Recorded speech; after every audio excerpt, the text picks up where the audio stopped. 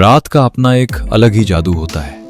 जब शहर की भीड़ कम हो जाती है, तब सड़कें अपनी असली कहानी सुनाने लगती हैं। इन चमकती हुई रोशनियों के पीछे हजारों सपने छिपे होते हैं। कोई अपने घर लौट रहा होता है, कोई अपने काम पर जा रहा होता है और कोई अपने सपनों का पीछा कर रहा होता है। आज मैं भी इन सड़कों पर निकला हूं, बिना किसी जल्दबाजी के, बस इस सफर को महसूस करने के लिए।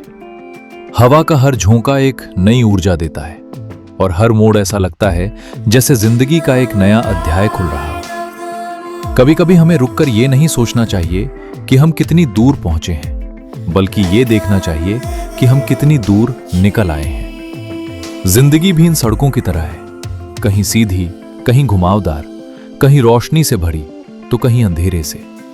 लेकिन जो चलते रहते हैं वही अपनी मंजिल तक पहुंचते हैं। इस शहर की रात मुझे एक बात सिखाती है कि सपने देखने वाले बहुत मिलेंगे, लेकिन उन्हें पूरा करने के लिए रातों को जगने वाले बहुत कम होते हैं।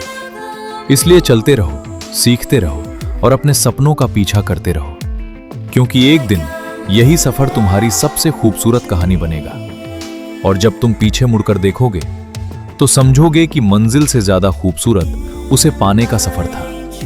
बस चलते रहो, क्योंकि अभी कहानी बाकी है।